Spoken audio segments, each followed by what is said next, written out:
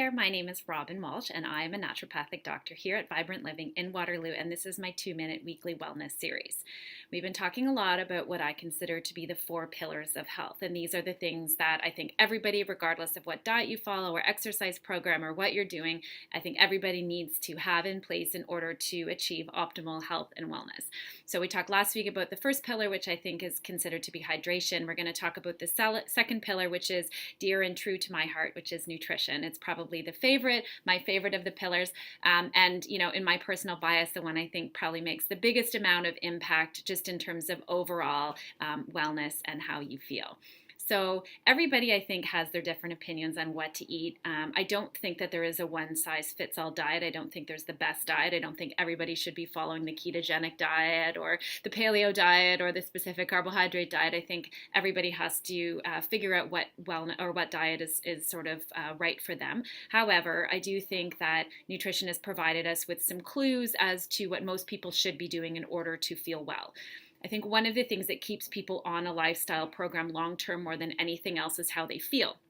So if how they're eating is reflecting in reducing the amount of cravings and hunger they have, and it is also making them feel more energetic, it's more likely that they're going to stick to something because of those reasons, as opposed to because they're losing weight. Weight is very short-lived. Even if you're very successful with weight loss, it's very short-lived. So once you get that weight off, a lot of people tend to rebound and gain that weight back because they're doing it for the wrong reason. So this is why I always suggest that we focus on how you feel as opposed to how much weight you're losing. So my 2 tips with respect to nutrition that I think everybody should follow. First tip, number 1, is making sure that you start your day with proteins and fats. So one of the things that increases hunger is an increased carbohydrate or refined carbohydrates specifically, or sugar diet. So if you start your day with a bagel or a muffin or even yogurt and granola or even a bowl of cereal or a piece of toast, that's a high carbohydrate breakfast. Your blood sugars are going to go in a roller coaster all day. If your metabolism, we think of it as a fire, that fire constantly is going to need paper all day because carbohydrates are paper, so that metabolism is going to need paper all day in order to function. So guess what that means?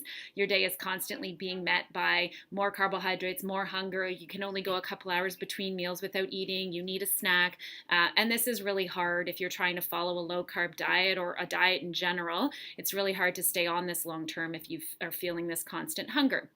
So you need to start your day with proteins and fats. So my suggestion were to be smoothies are wonderful, but smoothies full of fruit and yogurt are probably not going to sustain you. So these smoothies need to be full of some protein powder or other sources of protein like hemp seeds, some flax seeds, maybe some fats like a tablespoon of nut butter or coconut oil, and then low in fruit. So you can put a half a cup of berries in or a half of a green banana, but you don't want to put a ton of fruit in those smoothies.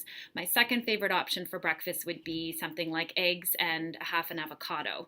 So high fat, high protein, lower in carbohydrate, definitely really fantastic for balancing your blood sugars.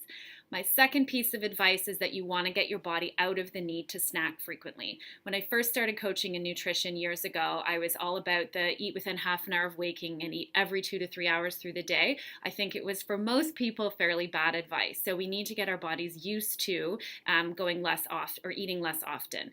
So one of the things you need to observe about your body is you should feel like you can eat breakfast, eat lunch, eat dinner, and not feel hungry in between.